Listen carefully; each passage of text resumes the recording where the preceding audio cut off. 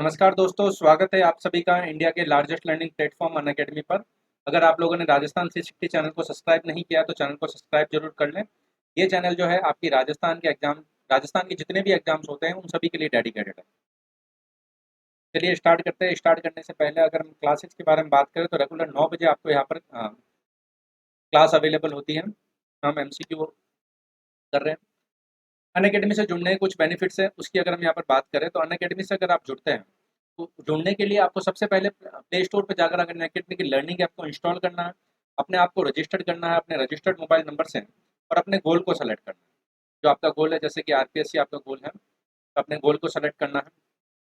फिर आपको कुछ अगर जुड़ते हैं तो आपको कुछ बेनिफिट्स होते हैं। तो बेनिफिट्स क्या क्या है? डेली लाइव क्लासेज अवेलेबल है। उन लाइव क्लासेज में अपने डाउट्स जो है आप एजुकेटर के साथ में क्लियर कर सकते हैं।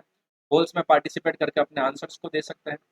सारे के सारे कोर्सेज जो अवेलेबल है वो स्ट्रक्चर्ड कोर्स है, मतलब कि कंप्लीट सिलेबस अनअकैडमी की टीम के द्वारा आपको यहाँ पर करवाया जाता है।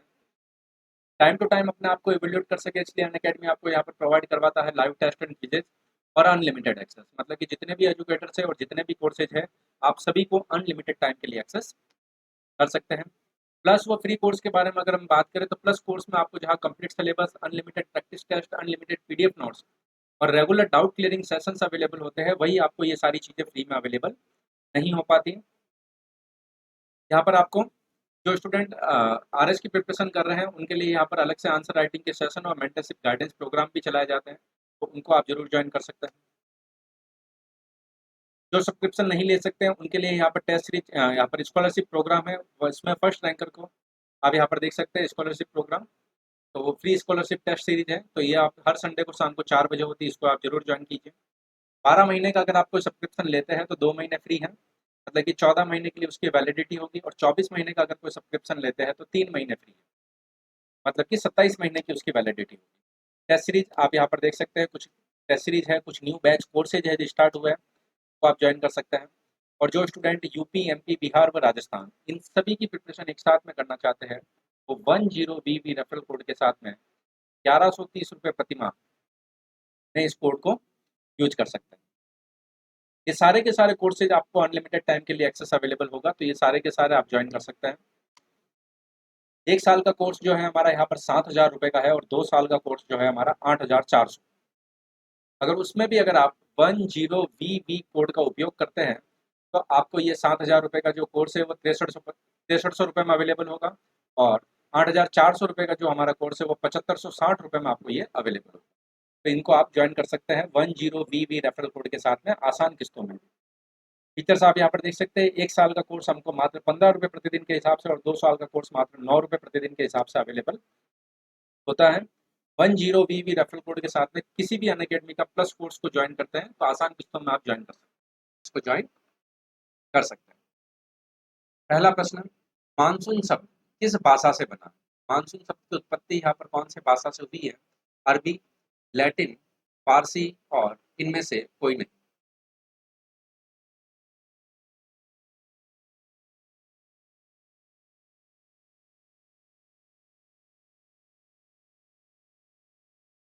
और जितने भी यहाँ पर आप जुड़े हैं आप सभी का स्वागत है।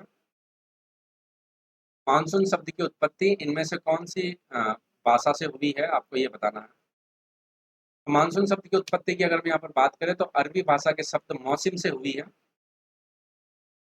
मानसून जो है अरबी भाषा के शब्द मौसम से हुई है, और मौसम तो ये हमारा हो गया एक अरबी शब्द।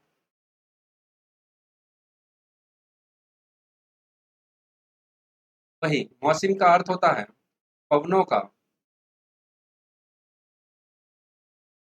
ऋतुओं के अनुसार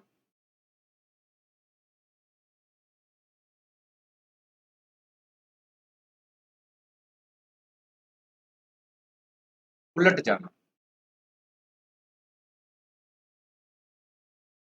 पवनों का ऋतुओं के अनुसार उलट जाना, ये हमारा अर्थ होता है मौसम का। मतलब मानसून का अर्थ भी यही हो गया, पवनों का ऋतुओं के अनुसार विपरीत हो जाना। मतलब कि जैसे कि अगर हम यहाँ पर बात करें ग्रीष्म ऋतु में हमारे यहाँ पर पवन दक्षिण पश्चिमी चलती है, तो वही शीत ऋतु में इसको ये हमारी है उत्तर पूर्व, मतलब कि एक दूसरे की विपरीत हो जाएगी। पवनों का ऋतुओं के अनुसार उलट जाना, यही हमारा क्या कहलाता है? मानसूनी कहलाता है। नेक्स्ट क्वेश्चन, राजस्थान को दो भागों में बांटने वाली समवर्षा रेखा 50 सेंटीमीटर, 25 सेंटीमीटर, 40 सेंटीमीटर और 30 सेंटीमीटर। राजस्थान को दो भागों में बांटने वाली समवर्षा रेखा जो है इनमें से कौन सी है, ये आपको बताना है।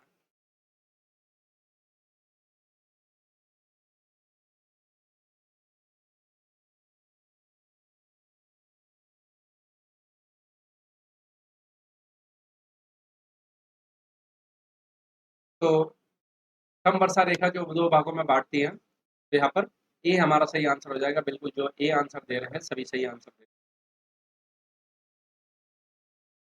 राजस्थान में होने वाली माहवट के बारे में असत्य कथन को चुनना, ये जरूर ध्यान रखिए आप। असत्य कथन जो है उसको उसके बारे में आपको यहाँ पर बताना है।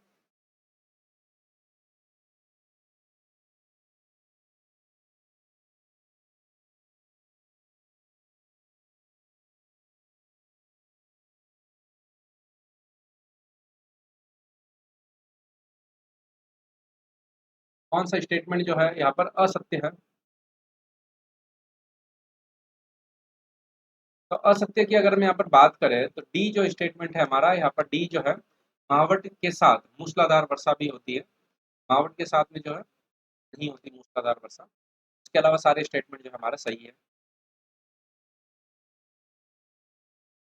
महावट से सर्वाधिक फायदा व सर्वाधिक नुकसान किस फसल को होता है? सबसे अधिक फायदा और सबसे अधिक नुकसान जो है यहाँ पर इनमें से किस फसल को होता है, ये आप लोगों को बताना है।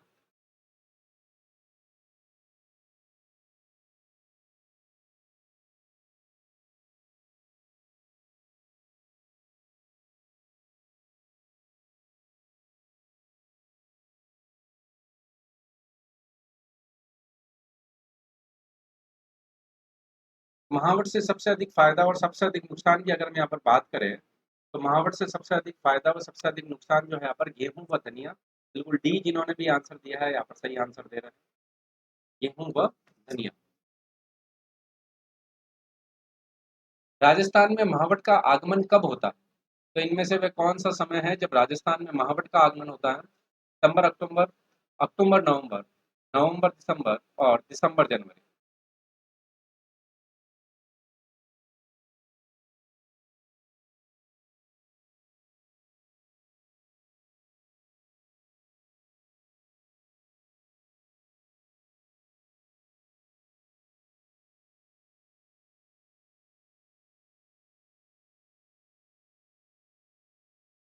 तो राजस्थान में महावट का आगमन कब होता है? तो दिसंबर जनवरी। बिल्कुल डी आप सही आंसर दे रहे हैं, दिसंबर जनवरी। सर्दियों में जो वर्षा होती है वही महावट कहलाती है।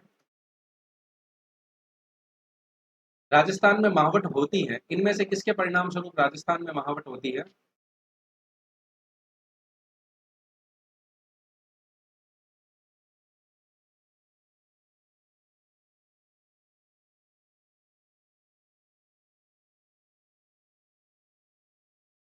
उपोष्ण चक्रवात से, शीतोष्ण चक्रवात से, भूमध्य रेखीय चक्रवात से और उष्ण कटिबंधीय चक्रवात। तो महावट किसके परिणाम स्वरूप होती है राजस्थान में? तो राजस्थान में महावट की अगर हम यहाँ पर बात करें तो बी हम बिल्कुल यहाँ पर सही आंसर दे रहे हैं, शीतोष्ण जो है चक्रवात से।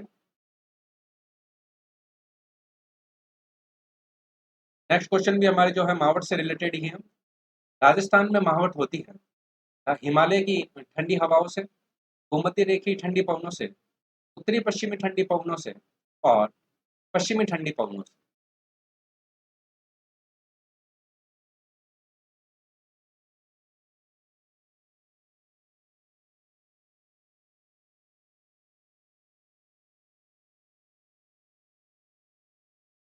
तो राजस्थान में महावट जो है इनमें से किसके परिणाम स्वरूप होती है? तो राजस्थान में महावट की अगर हम बात करें तो बिल्कुल डी आप सही आंसर दे रहे हैं। बिल्कुल जो है यहाँ पर डी आंसर दे रहे हैं, पश्चिमी ठंडी पवनें। बिल्कुल सही आंसर है आपका।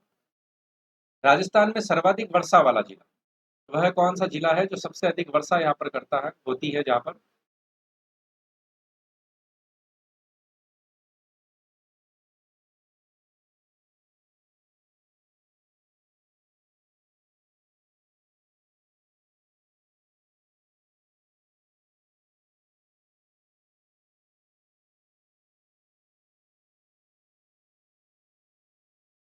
सर्वाधिक वर्षा की अगर मैं यहाँ पे बात करूँ तो राजस्थान में सर्वाधिक वर्षा वाला जो जिला है वह हमारा झालावाड़ है। बिल्कुल बी आप सही आंसर दे रहे हैं, झालावाड़। राजस्थान का सर्वाधिक दैनिक तापांतर वाला जिला, सर्वाधिक दैनिक तापांतर वाला जिला जो है आप लोगों से पूछा जा रहा है। चूरू, जोधपुर, जैसलमेर और बाड़मेर।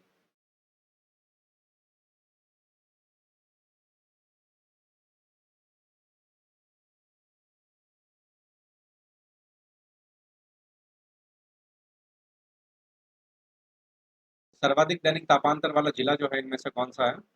तो सर्वाधिक दैनिक तापांतर की अगर मैं यहाँ पर बात करूँ तो वह जैसलमेर में है। जैसलमेर में जितनी दिन में गर्मी पड़ती है उतनी ही रात में सर्दी हो जाती है। राजस्थान में सर्वाधिक दैनिक तापांतर वाला क्षेत्र कौन सा है? वह कौन सा क्षेत्र है जो सर्वाधिक दैनिक तापांतर का है, ये बताना आपको।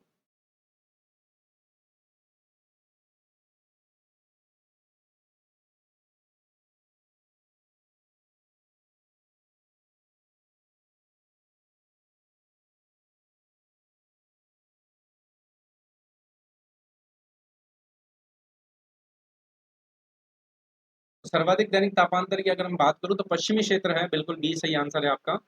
पश्चिमी क्षेत्र में सबसे अधिक दैनिक तापांतर होता है। जैसे पश्चिमी क्षेत्र में आपको पता है यहाँ पर थार का डेजर्ट, थार का मरुस्थल है। बी बिल्कुल सही आंसर है।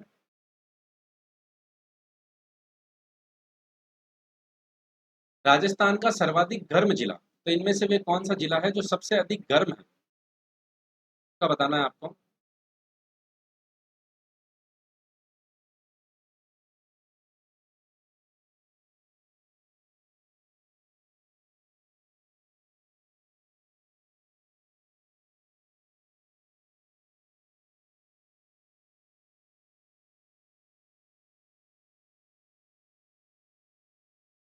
सर्वाधिक गर्म जिले की अगर हम बात करें, बिल्कुल सी हमारा यहाँ पर सही आंसर होगा, चूरू सबसे गर्म जिला है हमारा।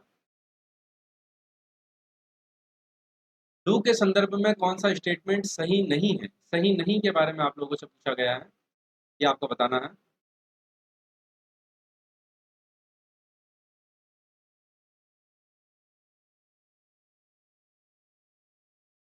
ग्रीष्म ऋतु में शुष्क प्रचंड गर्म हवा है, ये थार के मरुस्थल में चलती है।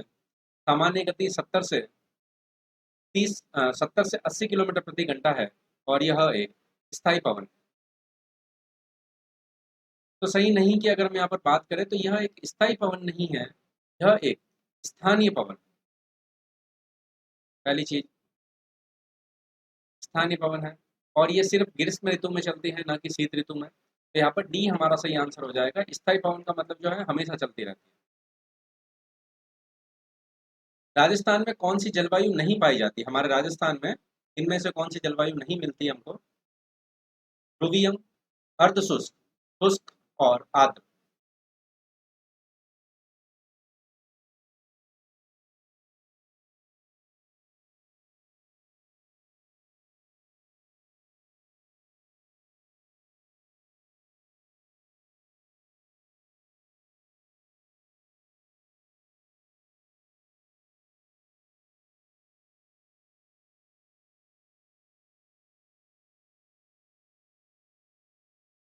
तो यहाँ पर आप सभी को पता है कौन सी जलवायु नहीं पाई जाएगी हमारी यहाँ पर।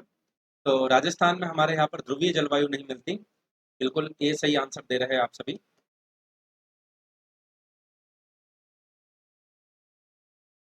कॉपेन के जलवायु प्रदेश जो कॉपेन ने जो जलवायु का वर्गीकरण किया, तो उन प्रदेशों के वर्गीकरण का आधार क्या था, ये आप लोगों को बताना है। वायुदाब, वर्षा, धरातल और वनस्पति।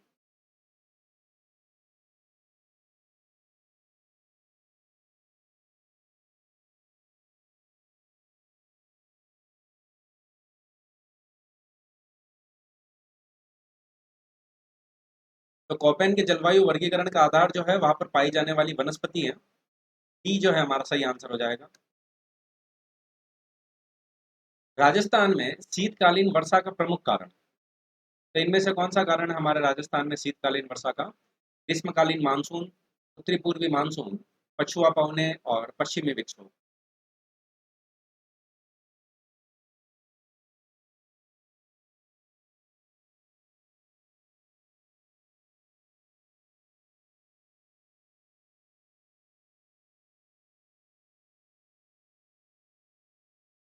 शीतकाल में जो वर्षा होती है हमारा, उसका प्रमुख कारण क्या है? बिल्कुल डी जो है हमारा यहाँ पर सही आंसर होगा। बिल्कुल, जो भी आप डी आंसर दे रहे हैं सभी सही आंसर दे रहे हैं।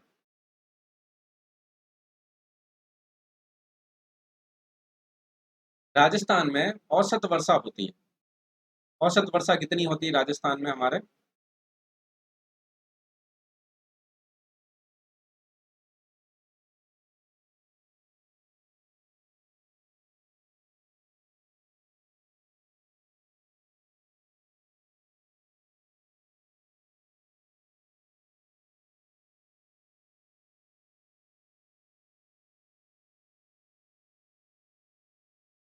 तो औसत वर्षा कितनी होती है राजस्थान में? तो उसकी अगर हम यहाँ पर बात करें तो बिल्कुल सी 57.51 सेंटीमीटर।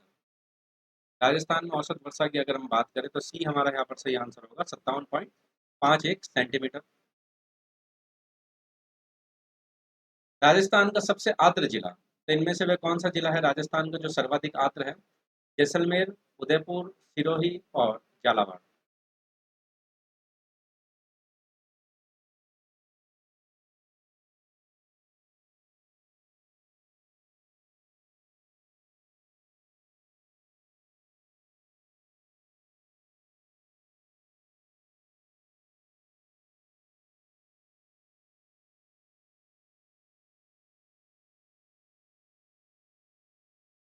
तो आर्द्र जिले की अगर हम यहाँ पर बात करें तो यहाँ पर झालावाड़ जो है सबसे आर्द्रता युक्त जिला। महावट इनमें से किसके द्वारा होती है? पश्चिमी विक्षोभ, चक्रवात, मानसूनी पवने और उपरोक्त सभी।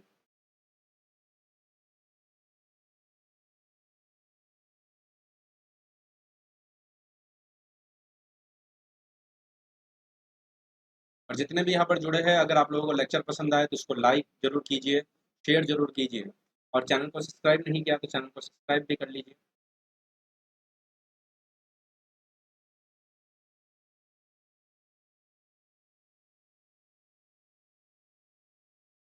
तो महावट जिससे होती है, तो महावट की अगर हम यहाँ पर बात करें तो महावट पश्चिमी विक्षोभों से होती है। ये हमारा यहाँ पर सही आंसर हो जाएगा। राजस्थान में वर्षा का औसत कम होता है, किस दिशा की ओर कम होता है ये आपको बताना है।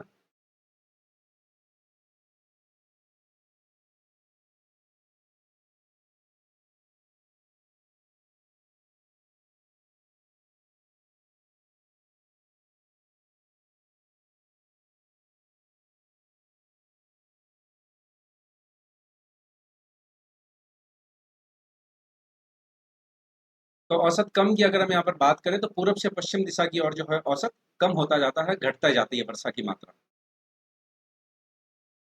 राजस्थान में दक्षिणी पश्चिमी मानसून लगभग उससे कितने प्रतिशत वर्षा होती है? जो हमारा साउथ वेस्ट मानसून है हमारे राजस्थान में आता है, उससे कितने प्रतिशत वर्षा होती है ये आपको बताना है।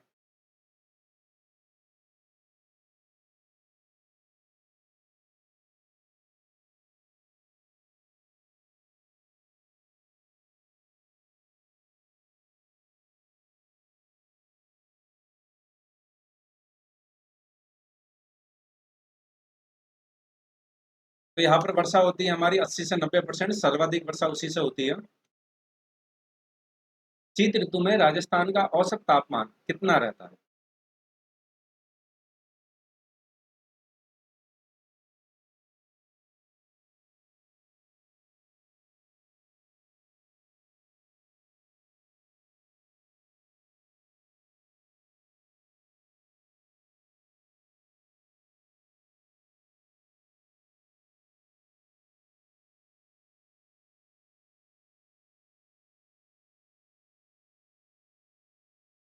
तो शीत ऋतु में राजस्थान का औसत तापमान की अगर हम यहाँ पर बात करें तो 12 डिग्री से लेकर 27 डिग्री सेंटीग्रेड तक जो है हमारा ये रहता है। ये हमारा यहाँ पर सही आंसर।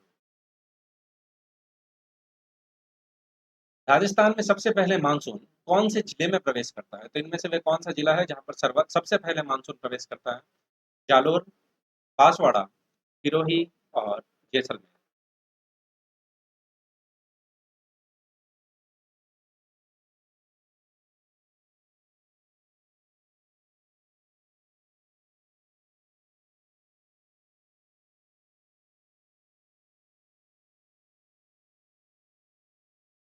राजस्थान में सबसे पहले मानसून प्रवेश करता है यहाँ पर, तो बांसवाड़ा जिले में प्रवेश करता है। बिल्कुल बी आप सही आंसर दे रहे हैं। इनमें से कौन सा कथन सही है? राजस्थान का दक्षिणी छोर कच्छ की खाड़ी से 225 किलोमीटर तथा अरब सागर से 400 किलोमीटर की दूरी पर है।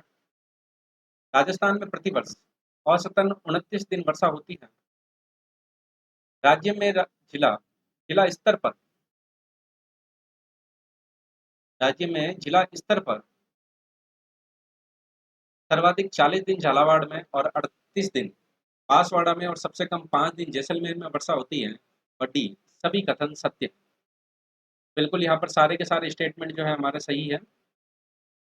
डी जो है हमारा यहाँ पर सही आंसर होगा।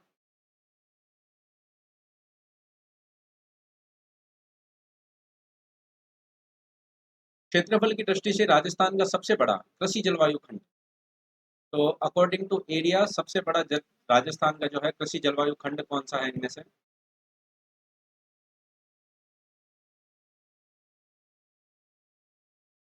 बाढ़ संभाव्य पूर्वी मैदान, आर्द्र दक्षिणी मैदान, किंचित उत्तरी पश्चिमी मैदान और शुष्क पश्चिमी मैदान।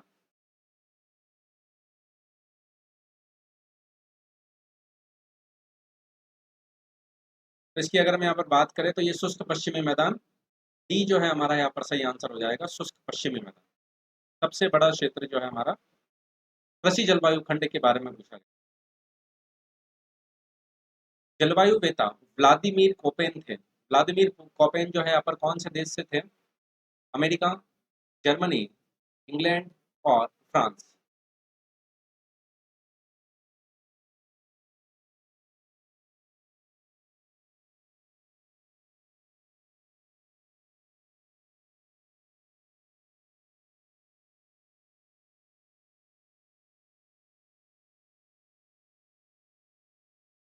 तो व्लादिमीर कोपेन जो है इनमें से कौन थे? तो व्लादिमीर कोपेन जो है यहाँ पर कहाँ से थे? तो व्लादिमीर कोपेन एक जलवायु वेता जर्मनी से थे। बिल्कुल बी आप सही आंसर दे रहे हैं। राज्य में सर्वाधिक वज्र तूफान किस जिले में आता है? वह कौन सा जिला है जहाँ पर सर्वाधिक वज्र तूफान आते हैं? झालावाड़ और जयपुर, सीकर व झुंझुनू, करौली व दौसा, भरतपुर व धौलपुर।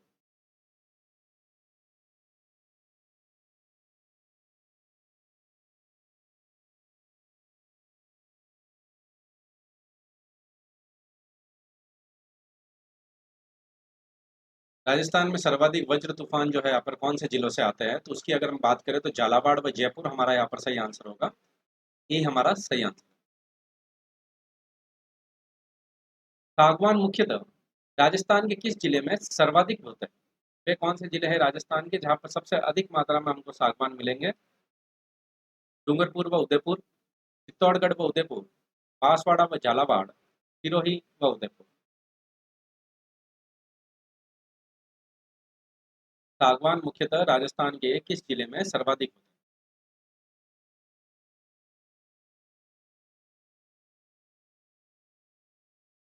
तो सागवान की अगर हम यहाँ पर बात करें तो सागवान सर्वाधिक होते हैं डूंगरपुर व उदयपुर में। बिल्कुल ए हमारा यहाँ पर सही आंसर होगा। हृदय रोग के लिए इनमें से कौन सी वनस्पति उपयुक्त है? हृदय रोग के लिए इनमें से कौन सी वनस्पति उपयुक्त है ये आप लोगों को बताना है।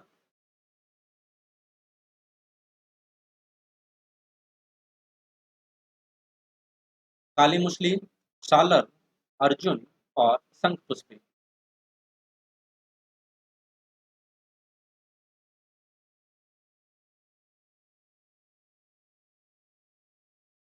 हृदय रोग के लिए इनमें से कौन सी वनस्पति उपयुक्त है? तो अर्जुन बिल्कुल आप सही आंसर दे रहे हैं, सी। कौन सा स्टेटमेंट यहाँ पर सही है? शुष्क सागवान वन राजस्थान के दक्षिणी भाग में पाए जाते हैं। शुष्क उष्णकटिबंधीय वन राजस्थान के 58.19% क्षेत्रफल पर है। मिश्रित पतझड़ वाले वन क्षेत्र में 50 से 80 सेंटीमीटर वर्षा होती है। और उपरोक्त सभी। और जितने भी यहाँ पर जुड़े हैं आप सभी का जो है यहाँ पर बहुत बहुत स्वागत है। तो कौन से स्टेटमेंट सही है? सही की अगर मैं यहाँ पर बात करें तो ये सारे स्टेटमेंट हमारे यहाँ पर सही है।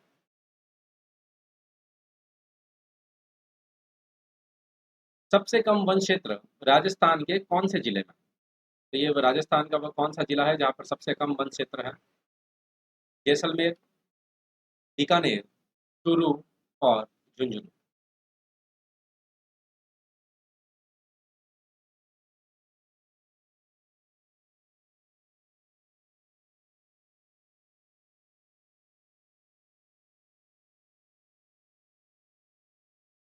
तो सबसे कम वन क्षेत्र जो है राजस्थान के चूरू में है, न कि जैसलमेर में।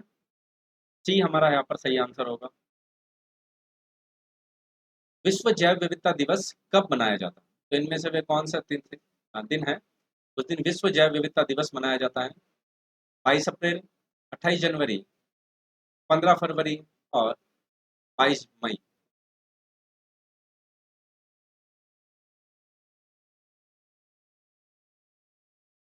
विश्व जैव विविधता दिवस इनमें से किस दिन मनाया जाता है? और आप जितने भी जुड़े हैं, आप सभी का स्वागत है क्लास में। वर्ल्ड बायोडाइवर्सिटी डे के बारे में अगर हम बात करें तो ये 22 मई को मनाया जाता है। इनमें से कौन सा स्टेटमेंट जो है यहाँ पर सही है? सही स्टेटमेंट के बारे में आपको यहाँ पर बताना है। वन भूमि को बांधे रखते हैं। दूसरा, वन बाढ़ को नियंत्रित कर मिट्टी के कटाव को रोकते हैं। तीसरा, वायु के बहाव को नियंत्रित करते हैं। चौथा, वन वायु को प्रदूषित रहित व स्वच्छ रखते हैं। और पांचवा, ये मानव जीवन के लिए बेहद उपयोगी।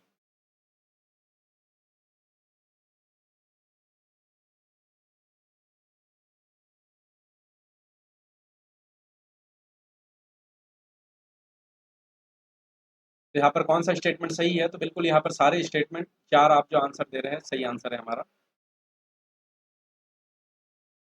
राजस्थान सरकार द्वारा पहली वन नीति का अनुमोदन किया गया था। तो इनमें से वे कौन सी सन व तिथि है, महीना, जब राजस्थान सरकार के द्वारा पहली वन नीति का अनुमोदन किया जाता है?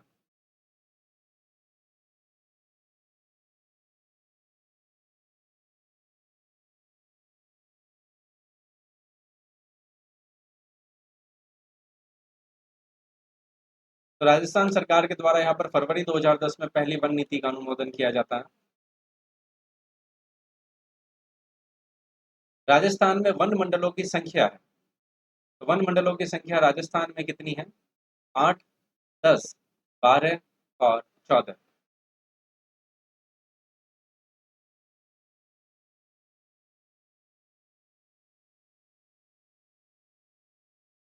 कितने वन मंडल हैं हमारे राजस्थान में?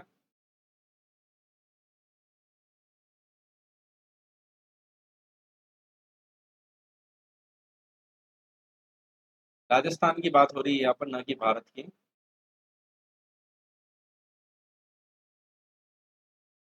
राजस्थान में वन मंडलों की संख्या की अगर हम यहाँ पर बात करें तो 12 वन मंडल हैं। बिल्कुल सी हमारा सही आंसर है। बबूल के वृक्ष किस प्रकार के वन में मिलते हैं? मानसूनी वन, विश्वतीय वन, टैगा वन और मरुस्थलीय वन।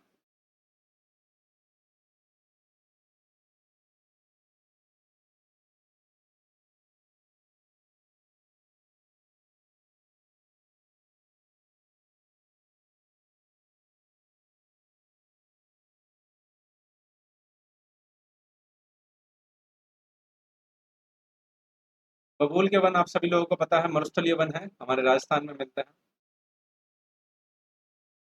निम्नलिखित में से कौन सी सुगंधित घास जिसे पशु नहीं खाते हैं उसकी सुगंध के कारण? मोतियो, सुगनी, उपरोक्त दोनों और सेवण।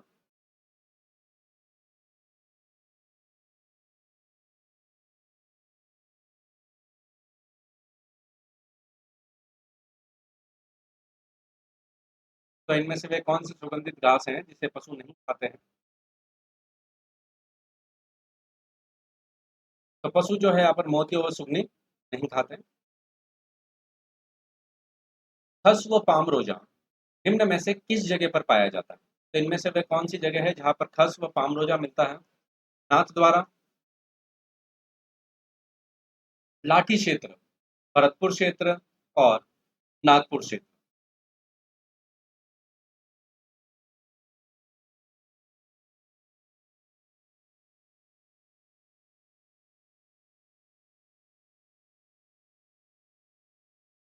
तो खस व पामरोजा हमको मिलता है भरतपुर क्षेत्र में, बिल्कुल सी हमारा सही आंसर दे रहे हैं आप लोग।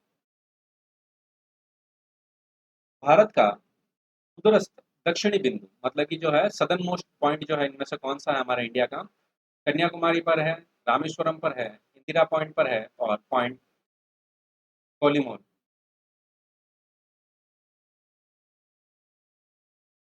भारत का सुदूर दक्षिणी बिंदु या सुदूरस्थ दक्षिणी बिंदु।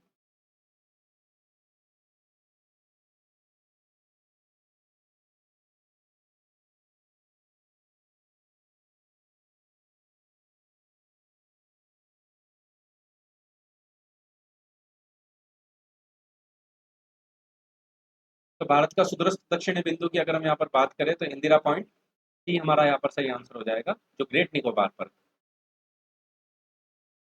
कुछ कथन दिए गए हैं, उन कथनों पर आपको विचार करना है। असम भूटान तथा बांग्लादेश की सीमाओं से लगा हुआ है। दूसरा, पश्चिम बंगाल भूटान व नेपाल की सीमाओं से लगा हुआ है।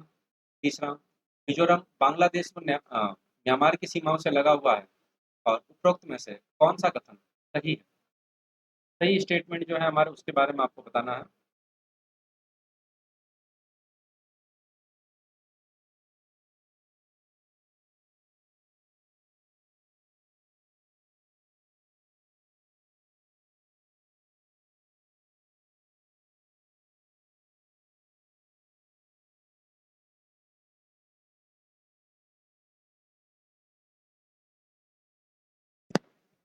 तो कौन सा स्टेटमेंट यहाँ पर सही है ये आप लोगों को बताना है।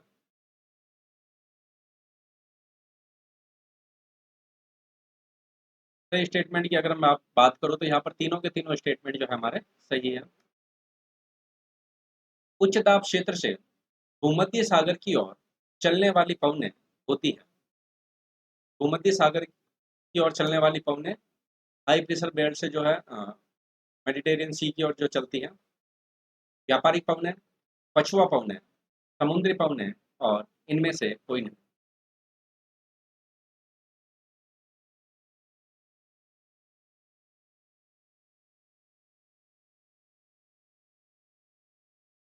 उच्च दाब क्षेत्र से भूमध्य सागर की ओर से चलने वाली हमारी पवनें कौन सी हैं?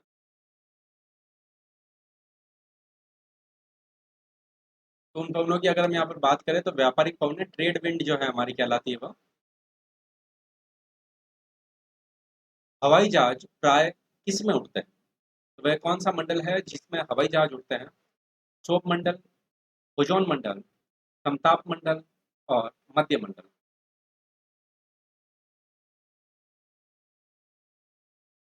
हवाई जहाज इनमें से वह कौन सा मंडल है जिसमें हवाई जहाज उड़ते हैं?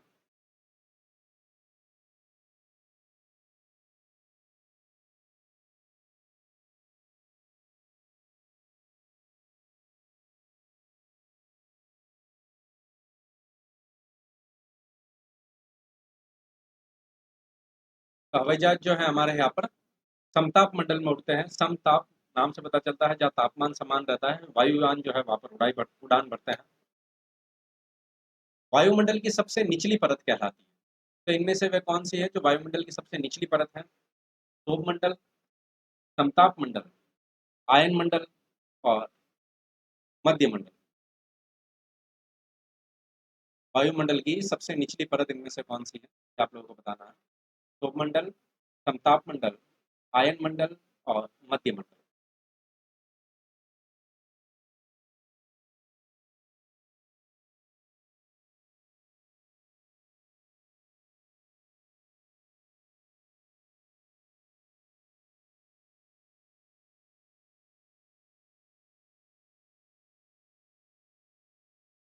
तो वायुमंडल की सबसे निचली परत की अगर हम यहाँ पर बात करें तो क्षोभ मंडल, ट्रोपोस्फियर, ये हमारा यहाँ पर सही आंसर हो जाएगा। चक्रवात की आकृति इनमें से किस प्रकार की होती है? गोलाकार, त्रिभुजाकार, अंडाकार और इनमें से कोई नहीं। चक्रवात जो होते हैं उनकी आकृति इनमें से किस प्रकार की होती है ये आपको बताना है।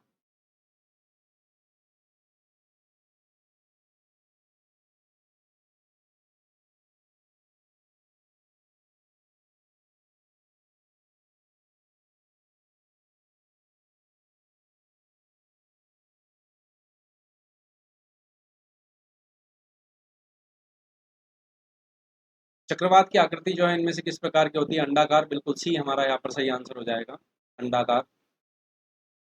चक्रवात का शांत क्षेत्र, जो चक्रवात का शांत क्षेत्र होता है मध्य में, वह क्या कहलाता है? चक्षु, परिक्षेत्र, केंद्र और गर्त।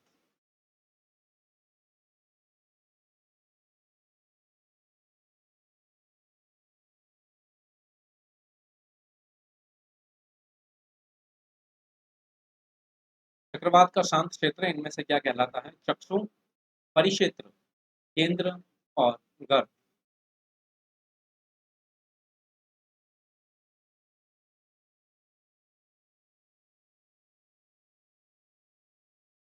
चक्रवात का शांत क्षेत्र जो है यहाँ पर चक्षु कहलाता है, ये हमारा सही आंसर होगा, चक्षु। स्वेज नहर का निर्माण कब हुआ? इनमें से कौन से सन में स्वेज नहर का निर्माण जो है यहाँ पर हो जाता है? और जितने भी यहाँ पर जुड़े हैं आप सभी का स्वागत है। लेक्चर अगर आप लोगों को पसंद आए तो इसको लाइक जरूर कीजिए, शेयर जरूर कीजिए, और चैनल को सब्सक्राइब नहीं किया, चैनल को सब्सक्राइब भी कर दीजिए। स्वेज नहर का निर्माण इनमें से कौन से सन में होता है? 1905 में, 1854 में, 1897 में, 1899। स्वेज नहर की अगर हम बात करें तो स्वेज नहर का निर्माण यहाँ पर होता है 1854 में, बिल्कुल बी हमारा यहाँ पर सही आंसर होगा। कौन सी नहर बाल्टिक सागर को उत्तरी सागर में मिलाती है? तो इनमें से वे कौन सी नहर है जो बाल्टिक सागर को उत्तरी सागर में मिलाती है? टू नहर, पनामा नहर, कील नहर और स्वेज नहर। बाल्टिक सागर को उत्तरी सागर में कौन सी नहर मिलाती है?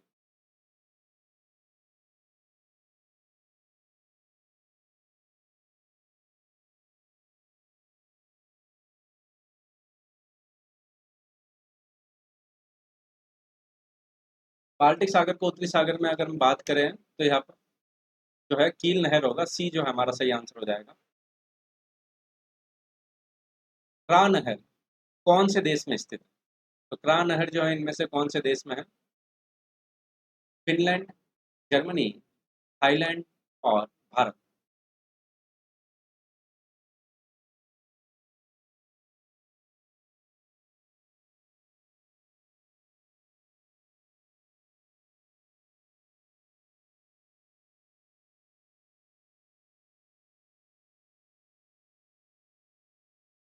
क्रा नहर कौन से देश में स्थित है?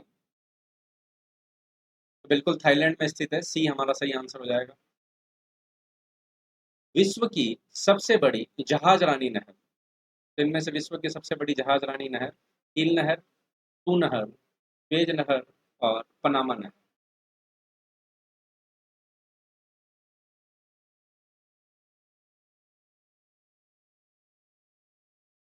विश्व की सबसे बड़ी जहाज रानी नहर।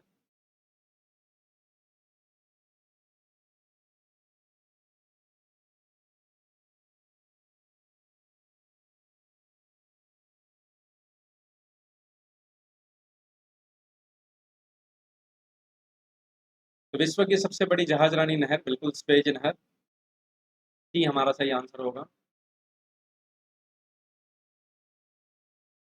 निम्नलिखित में से किस एक की सीमा कैस्पियन सागर से नहीं लगी? तो इनमें से कौन सा देश है जिसकी सीमा कैस्पियन सागर से नहीं लगी है? कजाकिस्तान, आर्मेनिया, अजरबैजान और इनमें से कोई नहीं।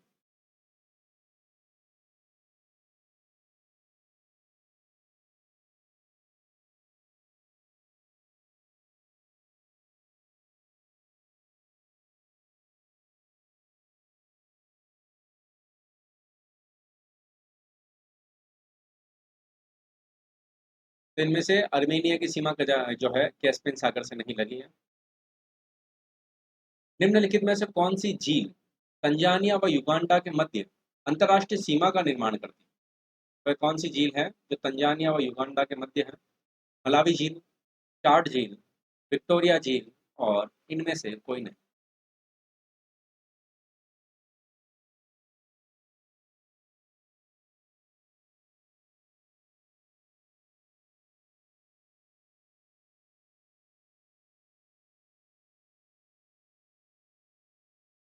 कौन सी झील तंजानिया व युगांडा के मध्य अंतर्राष्ट्रीय सीमा का निर्धारण करती है, निर्माण करती है?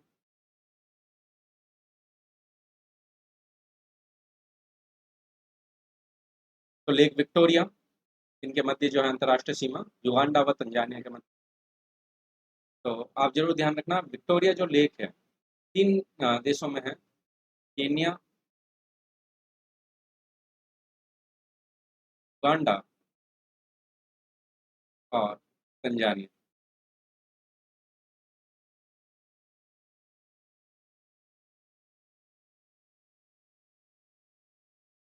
विश्व की सर्वाधिक खारे जल की झील वॉन झील कौन से देश में? वॉन झील कौन से देश में है, आप लोगों को बताना है।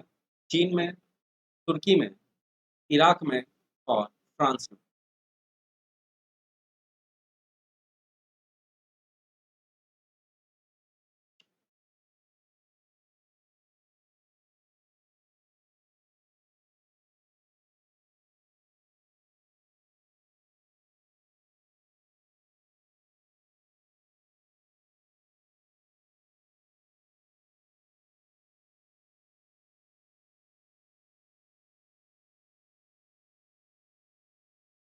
तो विश्व की सर्वाधिक खारे पानी की झील जो है वॉन झील कौन से देश में है? तो वॉन झील जो है तुर्की में है। बी हमारा सही आंसर होगा, तुर्की। स्वेज नहर की लंबाई कितनी किलोमीटर? कितने किलोमीटर की लंबाई है हमारे स्वेज नहर की? 65.1 किलोमीटर, 168 किलोमीटर, 155.1 किलोमीटर और 98 किलोमीटर।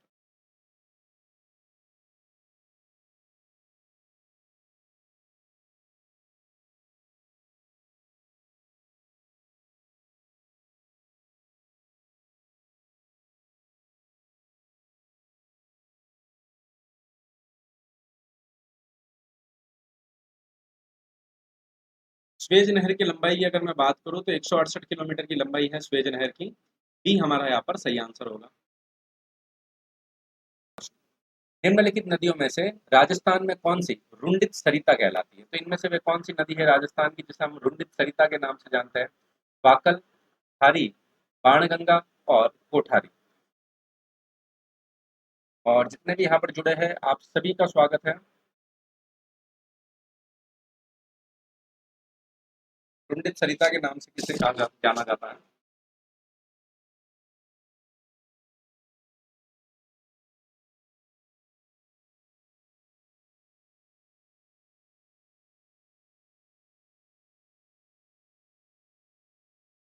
रुंडित सरिता के नाम से यहाँ पर किसे जाना जाता है? तो बिल्कुल बाणगंगा को जाना जाता है। सी जो आंसर दे रहे हैं यहाँ पर बाणगंगा सही आंसर है। वह नदी जो राजस्थान में दक्षिण से प्रवेश करने के उपरांत पश्चिम की ओर बहती हुई दक्षिण की ओर पुनः मुड़ जाती है, तो इनमें से वह कौन सी नदी है? माही, काली सिंध, चंबल और लूणी।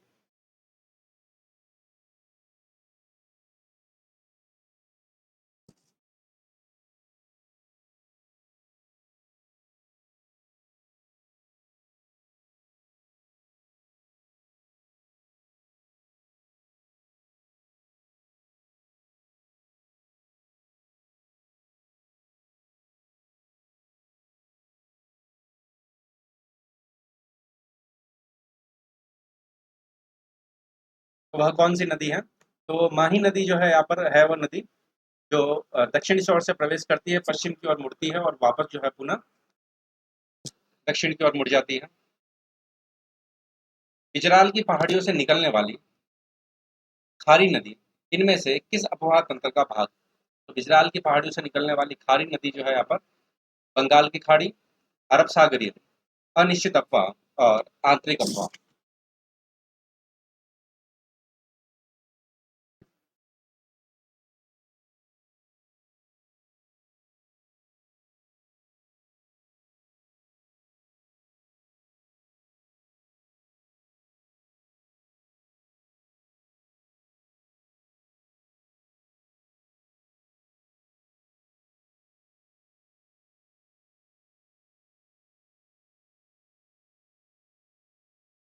इजरायल की पहाड़ियों से निकलने वाली खारी नदी इनमें से किस अफवाह तंत्र का भाग है? तो उसकी अगर मैं यहाँ पर बात करें तो ये बिल्कुल बंगाल की खाड़ी अफवाह तंत्र का भाग है। ये हमारा यहाँ पर सही आंसर होगा। अपवाह की दृष्टि से राजस्थान की नदी प्रणालियों में सही अवरोही क्रम, तो इनमें से अपवाह की दृष्टि से सही अवरोही क्रम आप लोगों से पूछा गया है, तो ये आपको बताना है कौन सा होगा हमारा यहाँ पर।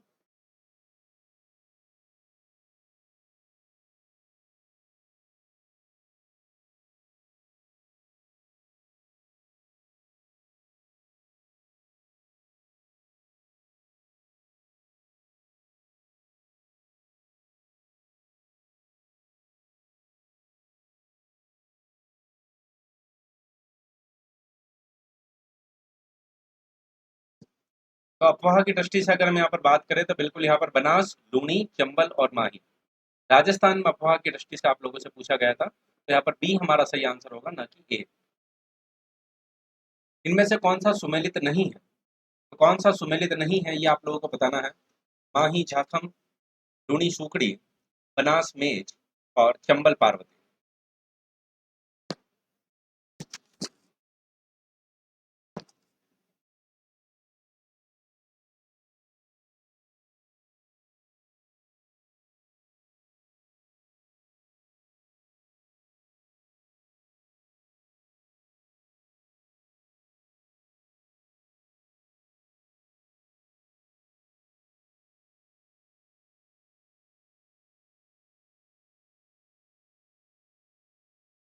तो यहाँ पर कौन सा सुमेलित नहीं है, तो सुमेलित नहीं की अगर हम यहाँ पर बात करें तो बनास और मेज जो है सुमेलित नहीं है, मतलब कि मेज बनास की सहायक नदी नहीं है।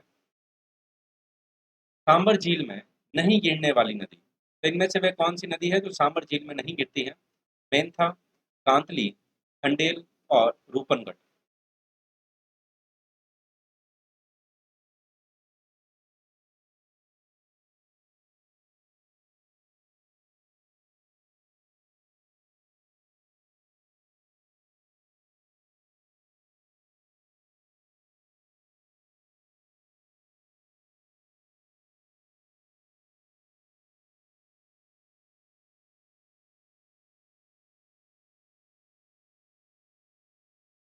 तो यहाँ पर कौन सी नदी सांबर झील में अपना जल नहीं गिराती, तो कांतली है।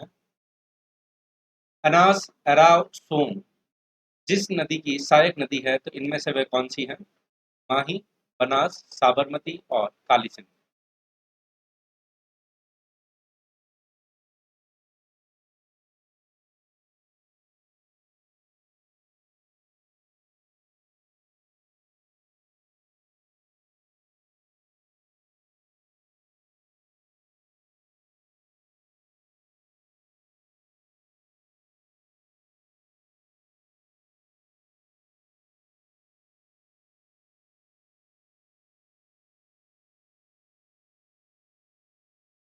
तो अनास, एराम व सोम जो है यहाँ पर माही की सहायक नदियां है, ए हमारा यहाँ पर सही आंसर होगा, माही।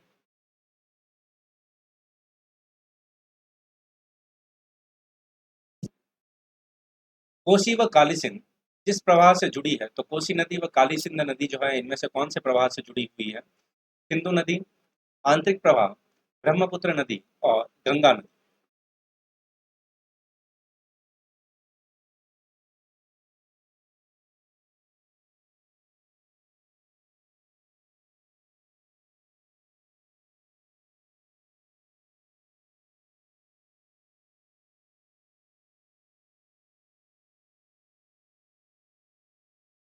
कोसी व काली सिंध नदियां जिस प्रवाह से जुड़ी है, इनमें से वह कौन सा प्रवाह है।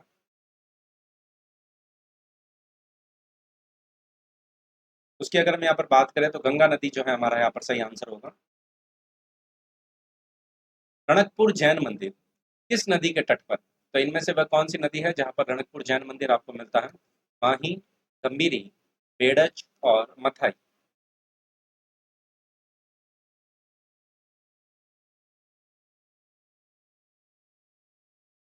रणकपुर का जैन मंदिर कौन से नदी के तट पर है, ये आप लोगों को बताना है।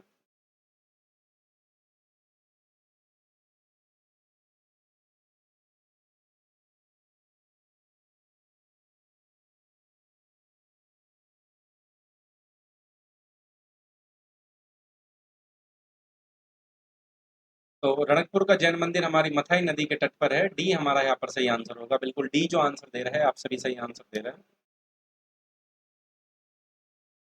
किस नदी पर ईस्ट वेस्ट कॉरिडोर के अधीन हैंगिंग ब्रिज बनाया गया है? तो इनमें से वह कौन सी नदी है जिस पर ईस्ट वेस्ट कॉरिडोर के अधीन हैंगिंग ब्रिज का निर्माण किया गया है? बनास, चंबल, काली सिंध और लूनी।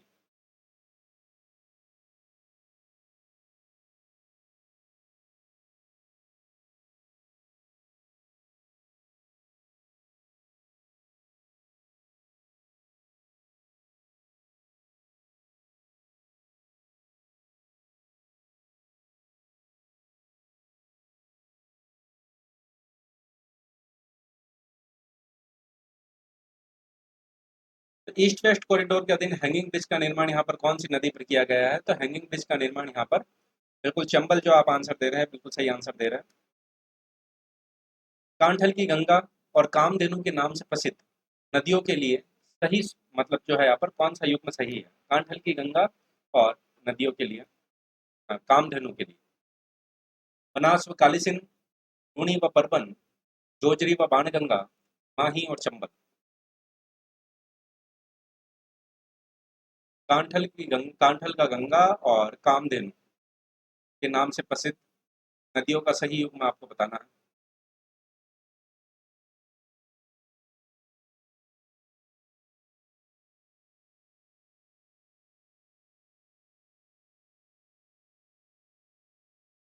तो यहाँ पर डी जो है हमारा यहाँ पर माही और चंबल जो है हमारा यहाँ पर सही आंसर होगा। निम्न में से किस जिले में चंबल नदी नहीं? तो इनमें से वह कौन सा जिला है जहाँ पर चंबल नदी नहीं है? चित्तौड़गढ़, कोटा, झालावाड़ और इनमें से कोई नहीं।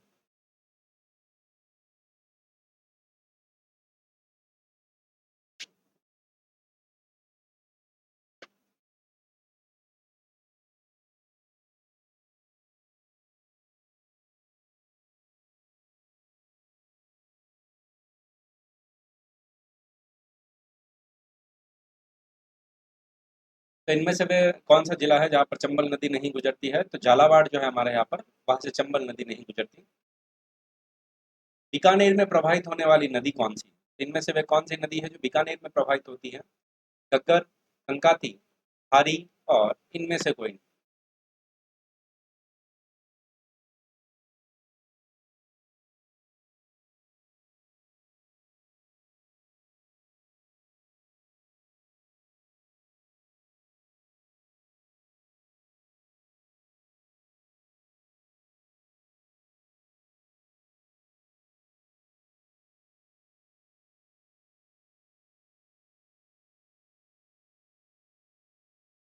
बीकानेर में प्रवाहित होने वाली नदी की अगर मैं यहाँ पर बात करें तो कोई भी नदी नहीं है, यहाँ पर कोई भी नदी नहीं बहती। डी हमारा यहाँ पर सही आंसर होगा। मानस वाकल नदी का उद्गम स्थल है। मानस वाकल नदी का उद्गम स्थल जो है इनमें से कौन सा है? फुलवारी की नाल अभ्यारण्य, मध्य मध्य प्रदेश की विंध्याचल पहाड़ी, गोगुंदा पहाड़ियाँ और अरावली पर्वत श्रृंखला।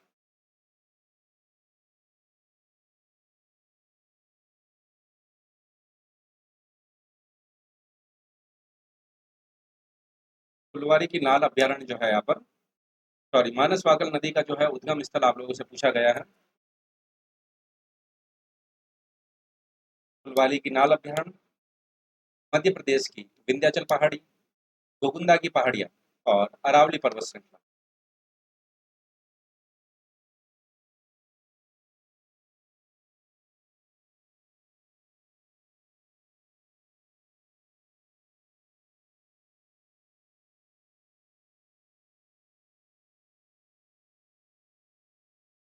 तो मानस वाकल नदी के उद्गम की अगर मैं यहाँ पर बात करें तो यहाँ पर सी आंसर होगा हमारा, गोगुंदा की पहाड़ियाँ, उदयपुर। बांसवाड़ा जिले में खांदू के निकट कौन सी नदी प्रवेश करती है? बांसवाड़ा जिले में खांदू के निकट यहाँ पर कौन सी नदी प्रवेश करती है? माही, साबरमती, सोम और चंबल।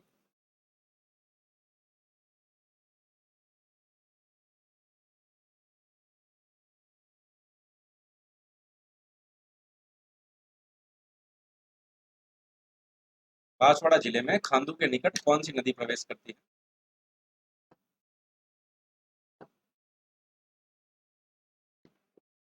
बांसवाड़ा जिले में खांदू के निकट की अगर मैं यहाँ पर बात करें तो माही नदी प्रवेश करती है। ए हमारा यहाँ पर सही आंसर होगा, माही। चंद्रभागा नदी के किनारे बसा नगर, झालावाड़, मध्यमिका, झालरापाटन और बूंदी। तो इनमें से कौन सा जो है यहाँ पर चंद्रभागा नदी के किनारे पर बसा हुआ है?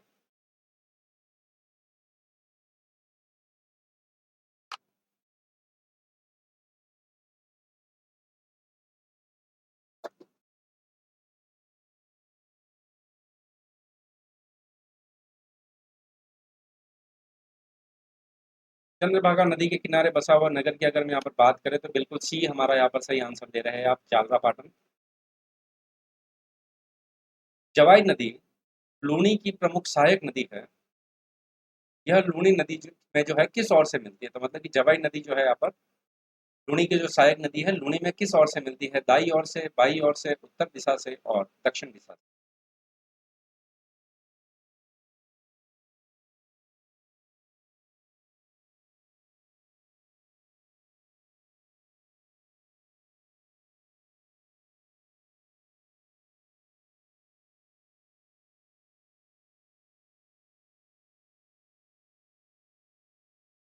जवाई नदी जो है लूनी नदी में किस दिशा से मिलती है?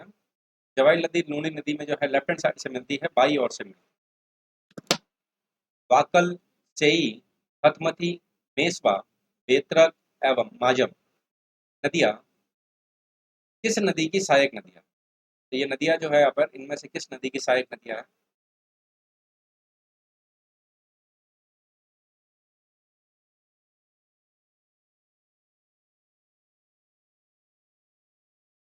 पश्चिमी बनास, साबरमती, माही और मानसी।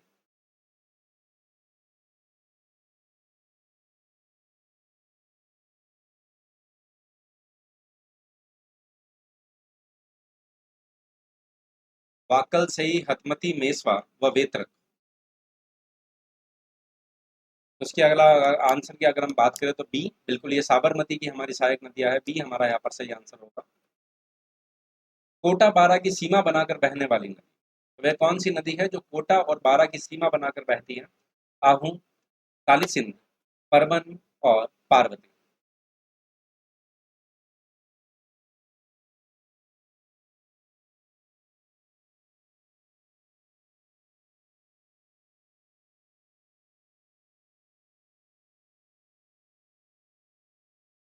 कोटा व बारा की सीमा बनाकर बहने वाली नदी, इसकी अगर हम यहाँ पर बात करें तो काली सिंध नदी जो है कोटा व बारा की सीमा बनाकर बहती है। चंबल नदी की सहायक नदियाँ निम्न नदियों में से कौन सी सर्वप्रथम चंबल में मिलती है? तो ये सारी की सारी चंबल की सहायक नदियां हैं, पर इनमें से कौन सी सबसे पहले चंबल में मिलती है? छोटी काली सिंध, परवन, पार्वती और सीन।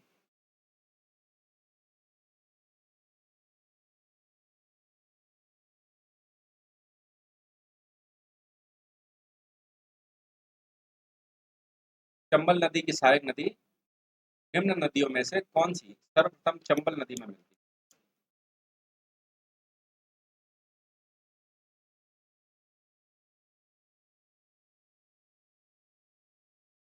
तो इनमें से सबसे पहले चंबल नदी में मिलने वाली नदी जो है यहाँ पर छोटी काली सिंध है, बिल्कुल ए जो आंसर दे रहे हैं आप लोग, सही आंसर दे रहे हैं।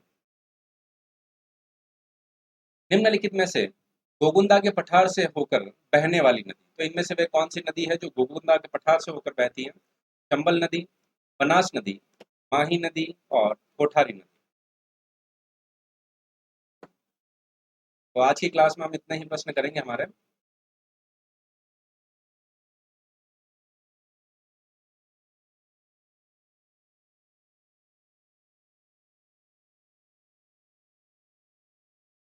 निम्नलिखित में से गोगुंदा के पठार से होकर बहने वाली नदी जो है इनमें से कौन सी है?